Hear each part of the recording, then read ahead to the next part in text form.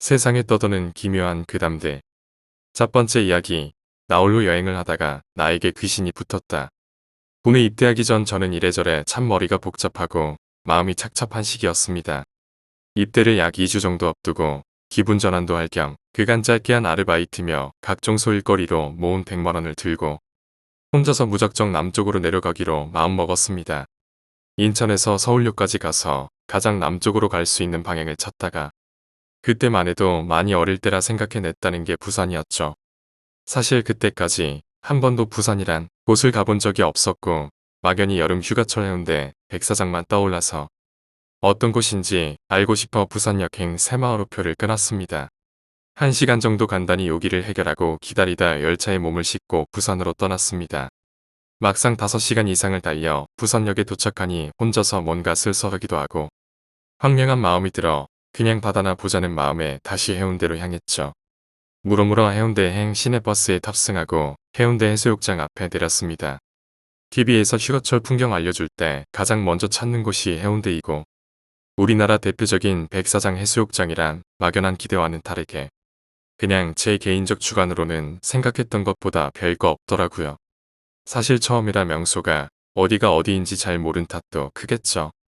이래저래 바다를 봐도 마음이 뚫리지 않아 그냥 갖고 온 돈으로 방이나 잡기로 하고 근처 숙박업소를 돌아다녔습니다. 처음으로 혼자 돌아다니며 방을 구한다는 것도 어색하고 쑥스러웠지만 비수기여도 아무래도 비서지이고 관광명소다 보니까 숙박비가 서울 도심하고 견주어도 결코 만만치가 않더라고요. 한참을 돌아다니다가 결국 허름한 여인숙 비슷한 곳에 방을 잡았습니다. 일단 배가 무지하게 고파서 근처 편의점에서 혼자서 먹을 만한 먹을거리 몇 개와 소주 한 병, 맥주 한 캔을 사서 방으로 돌아가 벽걸이 TV를 틀며 혼자서 청승맞게 앉아 있었습니다. 조만간 입대해야 한다는 부담감과 아무것도 이뤄놓은 게 없는 제 자신이 초라했습니다. 그냥 혼자서 소맥을 말아 이런저런 잡생각을 하며 앉아있으니 마음 좀 비우고자 떠나왔던 여행이 더 처량하고 슬프게 느껴지더라고요.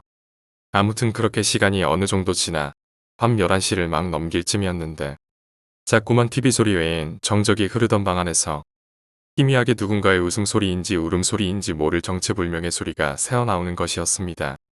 처음엔 그냥 옆방이거나 밖에서 나는 소리겠거니 신경 안 쓰고 있었는데 멈추지 않고 아주 가까이서 들리니까 가뜩이나 혼자 있는데 무서운 마음이 드는 겁니다.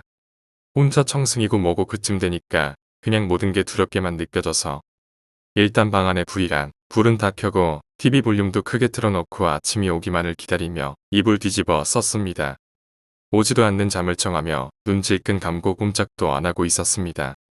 그래도 요독이란 게 있었는지 그러고 있으니까 저도 모르는 사이에 잠이 든 것 같았습니다. 얼마나 잤을까? 눈이 떠지고 정신을 차리고 보니 시간이 새벽 3시 정도밖에 안 됐습니다. 술 기운도 있고 해서 금세 잠이 든 것 같았습니다. 아무튼 머리도 좀 지끈거리고 화장실 가서 세수라도 하고 오려고 일어났는데 잠들기 전에 들렸던 그 소리가 계속해서 나는 겁니다. 시간이 꽤 흘렀는데도 말이죠. 이쯤 되니까 그냥 그 방을 빨리 나가고 싶어지더라고요. 일단 사람을 불러야겠다는 생각에 인터폰 수화기로 카운터에 연결을 해서 새벽 늦게 죄송하지만 비품이 다 떨어져서 그런데 치약 좀 갖다 달라는 식으로 사람이 오게 만들었죠. 조금 있다가 방문을 두들기고 카운터에 계시던 아저씨께서 치약을 들고 찌긋하게 서 계셨습니다. 전 자초지종을 다 이야기하고 도저히 무서워서 못 있을 것 같으니 환불도 필요 없으니까 옷 입고 준비할 때까지만 옆에 있어 달라는 좀 말도 안 되고 당황스러운 제안을 해버렸습니다. 근데 원래 이런 경우나 상황이면 주인이 발뺌하고 헛소리하지 말라고 설득하기 바빴을 텐데 그냥 가만히 듣고 계시더니 제가 요구하는 대로 다 해주시는 겁니다. 전 그 길로 대충 주섬주섬 챙겨 밖으로 나와 근처 침실방에 가서 잠도 오는 둥 마는 둥 대충 씻고 나왔습니다. 일이 이렇게까지 되니 뭐 기분 전환이고 뭐고 모든 기분이 소위 잡쳐서 그 길로 바로 해운대역까지 해서 서울역행 기차표를 끊고 서울로 올라와 버렸습니다. 이야기는 여기서 마무리되는데 뭐 특별히 무언가를 봤다거나 가위를 심하게 눌렸던 건 아니지만 외관에서 풍겨지던 이미지와 그때 그 소름 끼치던 알 수 없는 소리는 직접 겪어보지 않고선 도저히 느끼실 수 없을 만큼의 공포스러운 기억이었습니다.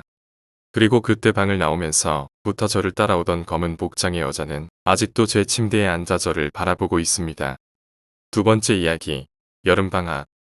굉장히 옛날 이야기지만 여름이 되면 떠올라서 무서워. 그때 당시 초등학생이었던 나는 여름방학에 부모님과 함께 시골에 계신 할아버지 댁에 놀러가서 머물렀다. 매일 밭이나 논에서 곤충하고 올챙이를 잡으며 놀았는데 그날도 오전 중에 마음껏 놀고 점심을 먹은 뒤 낮잠을 잤다. 그런데 잠에서 깨어 눈을 떠보니 집에 아무도 없어서 나는 모두들 뭐라도 사러 갔나 라고 생각했다. 그러나 차는 그대로 놓여진 채였고 부모님과 할아버지, 할머니의 신발도 있었다. 나는 그때 아무래도 상관없어라고 생각하고는 벌레를 잡기 위해 잠자리채를 들고 집 밖으로 나왔다. 하지만 바깥에 나오니 조금씩 위화감이 들기 시작했다. 우선 한여름인데 이상할 정도로 조용한 것이었다. 시끄러운 매미의 울음소리가 일절 들리지 않고 풀더미에 산처럼 이슬 터인 벌레가 한 마리도 없었다. 곤충을 잡고 있으면 반드시 말을 걸어 주던 이웃 사람들 또한 단 한 명도 없었다. 나는 점점 불안해져서 근처에 있는 집마다 가보았지만 아무도 없었다. 비교적 차가 많이 다니는 길에 가도 단 한 대도 지나가질 않았다. 그러는 사이 점점 날은 저물고 나는 참을 수 없을 정도로 너무 무서워져서 길가에 웅크려 덜덜 떨었다. 인간은 진짜로 겁을 먹으면 울지도 못한다는 걸 알게 됐다. 해가 완전히 져서 아무런 소리도 나지 않아 기분 나쁠 정도로 조용한 산길에서 계속 떨고 있자니 갑자기 눈부신 빛이 보였다. 잘 보니까 트럭에 할아버지와 부모님이 타고 계셨다. 불안의 긴장이 풀리게 된 나는 엉엉 울었고 그대로 부모님께 안긴 채로 할아버지의 집에 돌아갔다.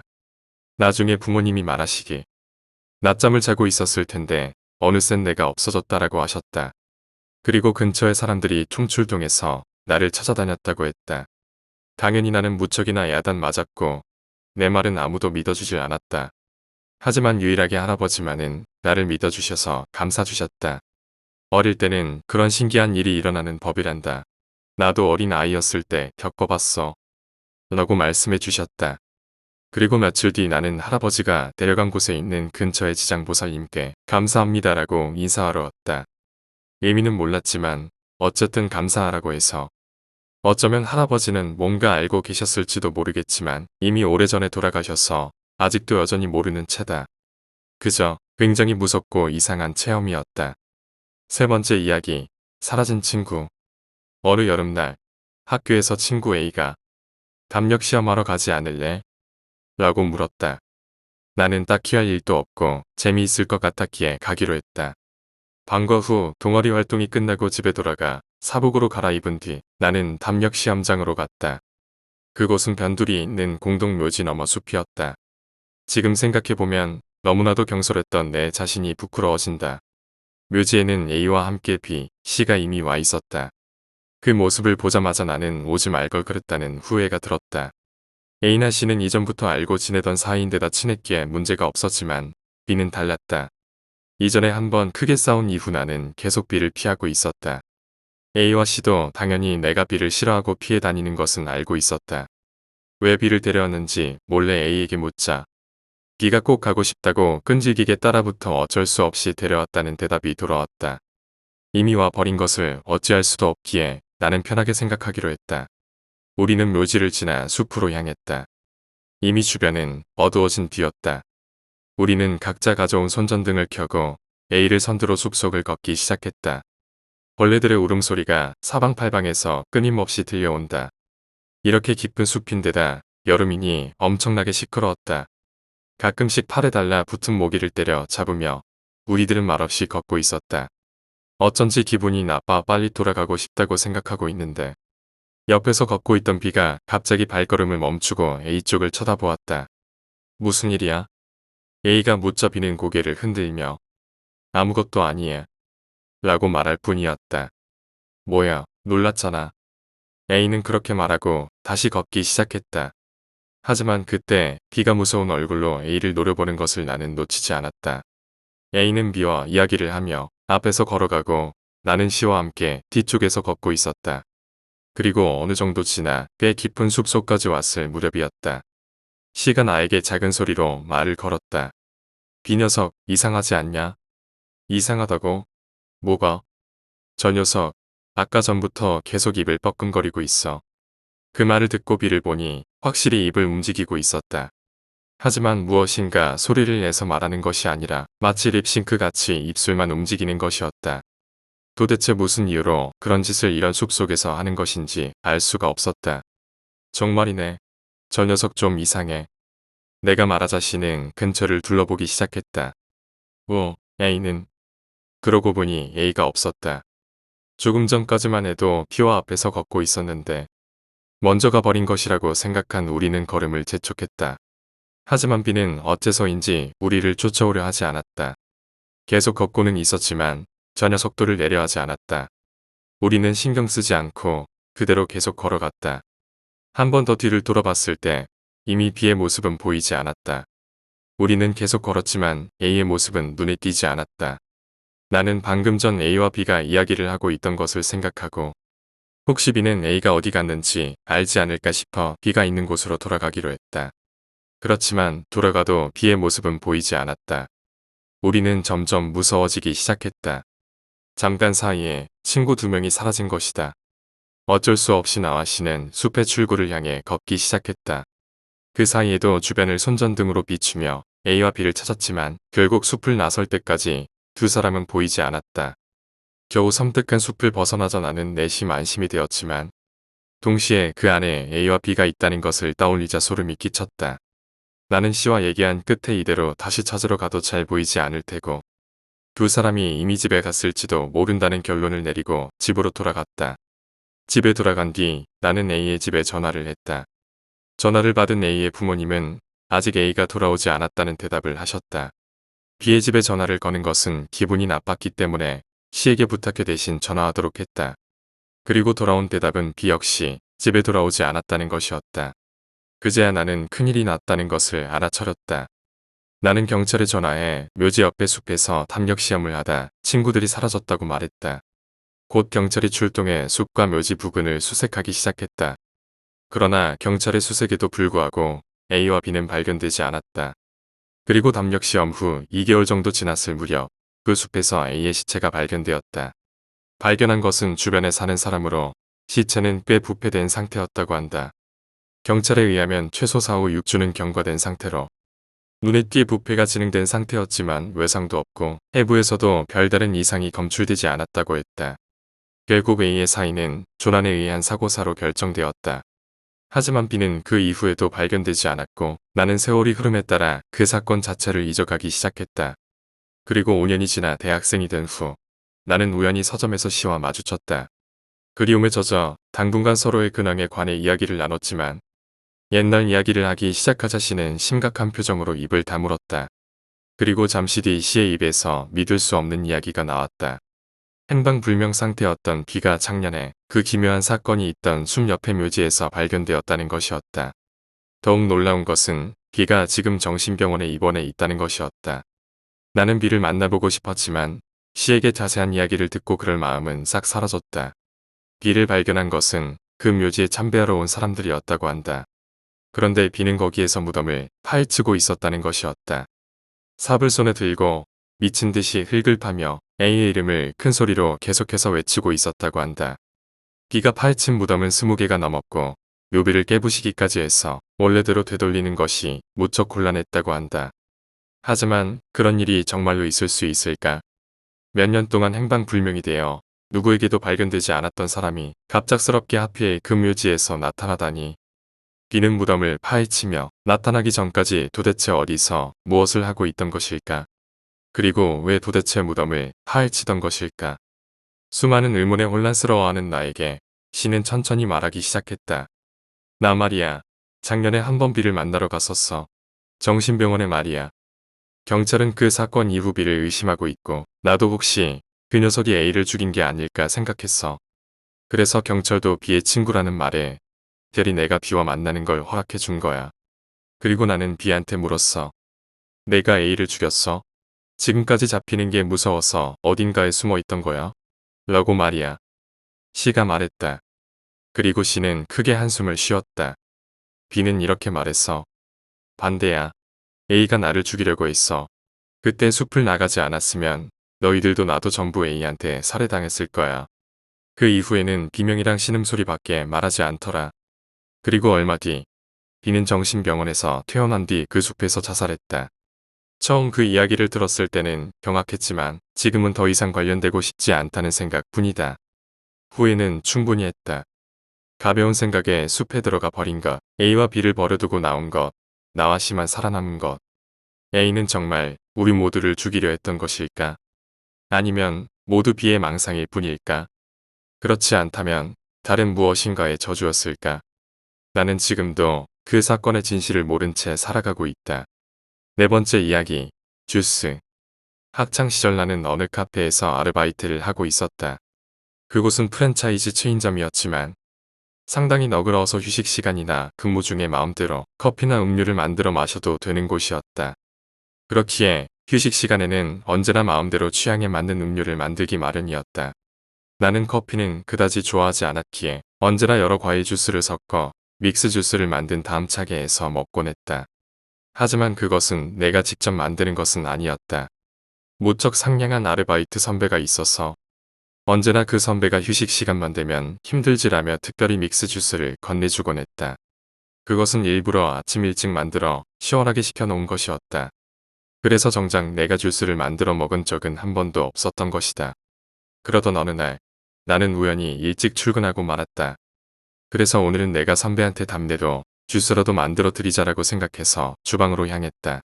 그날은 선배와 나를 빼면 아르바이트를 하는 사람이 없는 날이었기에 아침 청소도 끝났겠다 맛있는 주스라도 만들어줄 생각이었다. 그런데 부엌에서 믹서가 도는 소리가 들려왔다. 아무래도 오늘도 선배가 먼저 주스를 만들고 있는 것 같았다. 분해져서 나는 주방 창문으로 몰래 선배를 관찰하기로 했다. 그 맛있는 믹스 주스는 뭘 넣어서 만드는지 알고 싶었다. 그런데 선배는 이상한 짓을 하고 있었다. 주머니에서 필름통을 꺼내더니 그 안에 들어있는 것을 믹서기 안에 붓고 중얼중얼 혼잣말을 하고 있었다. 그리고 몸을 쭉 내민 채 믹서를 들여다보는 선배의 입으로부터 무엇인가 뚝뚝 떨어졌다. 믹서가 돈다. 뚝뚝. 여전히 믹서는 돈다. 뚝뚝. 순간 충격의 말도 나오지 않았지만 그보다 더 큰 분노를 참지 못하고 나는 주방 문을 열었다. 뭐 하는 겁니까? 선배는 한창 믹서기 안에 주스에 자신의 침을 흘려넣고 있었다. 안녕. 뭐 하시는 거냐고요? 너한테 주려고 주스 만들고 있는데. 네. 무슨 소리세요? 언제나 이런 짓을 했던 겁니까? 선배는 대답이 없었다. 이게 무슨 짓이에요? 그리고 뭡니까? 이건 믹서 옆에 있는 필름통을 잡자 기분 나쁜 냄새가 가볍게 감돈다. 필름통 안을 보자 색도 냄새도 영락없이 정액이었다. 선배는 잔뜩 찡그린 내 얼굴은 아랑곳없이 쑥스럽다는 얼굴을 했다. 그리고 미안, 좋아하고 있었어. 그리고 저기 지금 솔로지? 나랑 사귀지 않을래? 라고 말하며 싱긋 웃었다. 나는 할 말을 잃었다. 방금 전까지 그렇게 기분 나쁜 짓을 해놓고 고백이라니. 이제 와서 생각해보면 그 사람은 제정신이 아니었던 것 같다. 무엇보다도 몇 달 동안이나 그놈의 체액이 들어간 주스를 마셨다는 생각에 구토보다도 현기증이 밀려왔다. 게다가 나는 남자다. 나는 그날로 아르바이트를 그만두고 그 후로 그 가게 근처도 찾아가지 않고 있다. 다섯 번째 이야기. 지옥. 개인적으로는 정말 무섭고 또 슬펐던 경험이다. 아무래도 나 죽은 것 같아. 처음에는 그런 느낌이었다. 갑자기 엄청난 인파 속에 내가 서 있었다. 주변에 있는 사람의 연령대는 다양했다. 정말로 많은 사람이 박을 댔지만 그 중 눈에 익은 사람은 한 명도 없었다. 그 많은 사람들이 모여 천천히 걷고 있었다. 나도 그 흐름에 몸을 맡기고 한동안 걸었다.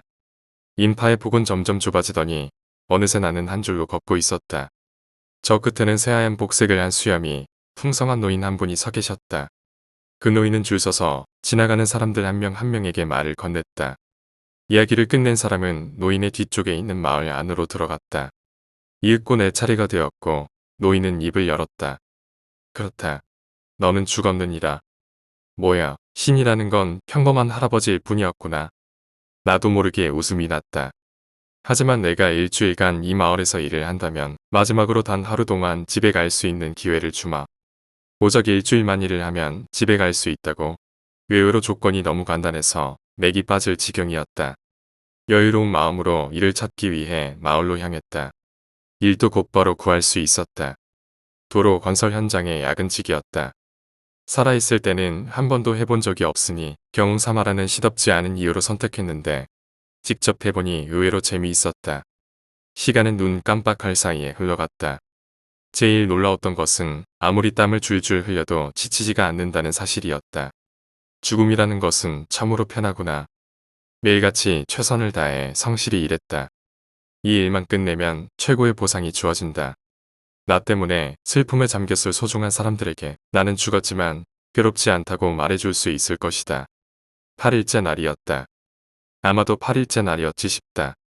7일째 업무를 끝내고 잠자리에 든 것까지는 기억하는데 눈을 떠보니 전혀 다른 장소에 있었다. 평범한 주택가. 익숙한 경치였다. 찬찬히 살펴보니 내가 나고 자란 마을이었다. 나는 서둘러 집으로 발걸음을 옮겼다.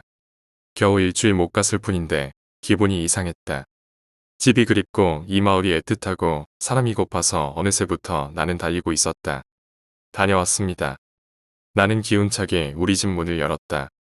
하지만 반응이 없었다. 아니 정정하겠다. 반응은 있었지만 내가 상상하던 그런 반응이 아니었다. 내가 죽고 없는데 가족들은 평상시와 다름없는 생활을 하고 있었다. 어머니가 내 앞을 지나가며 툭 던지듯 내뱉었다. 7년이나 지났는데 이제 와서 뭐하러 왔나 몰라. 내 존재는 이미 지워져 있었다. 내가 없는 생활이 평상시가 되어 있었다. 죽고 없는 것이다. 잊혀진 것이다. 나는 고개를 숙인 채 문을 닫고 도망치듯 그곳을 떠났다. 그리고 잠에서 깼다. 일어나 보니 나는 울고 있었다. 눈물이 또르르 떨어진 정도가 아니었다. 오열하고 있었다. 사람들에게 잊혀지는 괴로움이 너무나도 생생했다. 비록 꿈이었지만 지옥이라는 게 그런 곳이 아닐까 싶다. 6번째 이야기. 도움. 나는 어느 택배 회사에서 일하고 있습니다. 그날 역시 평소처럼 일을 처리하고 있었습니다. 그러다 12층 아파트의 짐을 배달하게 되었습니다. 그리 별다를 일 없는 평범한 일이었습니다. 손님의 이름은 야마구치 씨였습니다. 그날은 여자친구와 데이트 약속이 있었기 때문에 빨리 일을 마치고 돌아갈 생각이었습니다. 마침 엘리베이터가 높은 곳에 올라가 있었기 때문에 나는 달려서 12층까지 갔습니다. 가벼운 짐이었기 때문에 그리 지치지 않았죠. 그리고 나는 무사히 짐을 야마구치 씨에게 전해드렸습니다. 그런데 돌아가는 길 나는 무심코 야마구치 씨 옆집을 바라보게 되었습니다. 현관에는 벽보가 붙어 있었던 것입니다. 나이가 먹어서 다리가 좋지 않아져 쓰레기를 버리러 갈 수가 없습니다. 누군가 도와주시지 않겠습니까? 여자친구를 보러 빨리 가고 싶었지만 곤란에 처한 사람을 내버려 둘 수는 없었습니다. 나는 초인종을 눌렀습니다. 그러자 집에서 70세 정도의 할아버지가 나오셨습니다. 나는 저 벽보를 봐서요. 라고 말했습니다. 그러자 오, 고맙구만. 조금 준비를 할 테니까 이거라도 먹고 있어주게. 라고 말하고 할아버지는 내게 과자를 몇 개 주셨습니다. 5분쯤 기다렸을까요? 할아버지는 작은 골판지 상자를 하나 건네주셨습니다. 검은 테이프로 꽉 닫혀 있어서 쓰레기 상자치고는 조금 부자연스러웠습니다. 그래도 뭐 그러려니 하고 받아들었습니다. 네, 그러면 제가 버리겠습니다. 그래, 고맙네. 마중은 못 나갈 것 같아. 잘 부탁하네. 네, 안녕히 계세요. 상자가 꽤 무거웠기 때문에 나는 엘리베이터를 타기로 했습니다.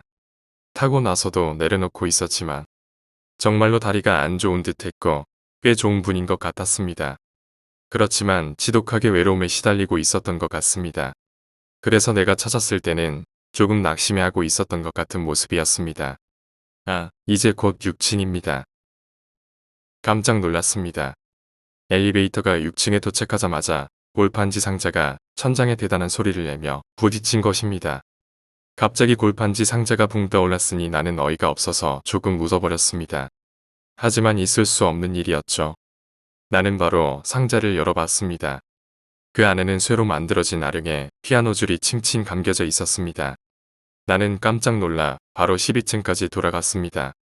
그리고 할아버지의 집으로 달려갔습니다. 방에 도착하고 나서 나는 경악할 수밖에 없었습니다. 그리고 아까 엘리베이터에서 웃었던 것을 후회했습니다. 오늘은 여자친구와 못 만나겠구나. 이 과자는 어쩌지?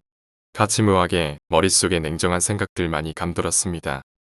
이미 아시겠지만 할아버지는 목에 피아노줄을 휘감고 자살을 하셨던 겁니다. 저는 할아버지께 도움을 준 것일까요?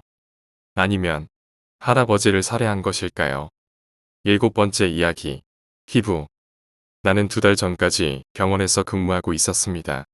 병원은 환자들이 있는 곳이다 보니 아무래도 식사에 있어서도 많은 제한이 따릅니다. 특히 당뇨병에 걸린 환자들은 가족들이 음식을 사오거나 매점에서 군것질을 하는 것도 금지됩니다. 하지만 사람이니 당연히 배는 고프기 마련입니다. 그러나 밥은 맛도 없는 데다 양도 적어서 도저히 배가 부르지 않습니다. 당뇨병과 치매에 걸려 입원해 있던 이마이 씨라는 할아버지 역시 그것이 불만이었습니다. 매일매일 배고프다. 뭐 먹을 것 없어. 라며 간호실에 찾아오곤 했습니다. 간호사들이 아무리 달래도 배고파, 배가 고프다고라며 우시는 것이었습니다. 솔직히 참 곤란했습니다. 하지만 어느 한순간을 기점으로 그런 일은 사라졌습니다. 직원 대부분이 시달렸던 터라 다들 놀랄 정도였습니다.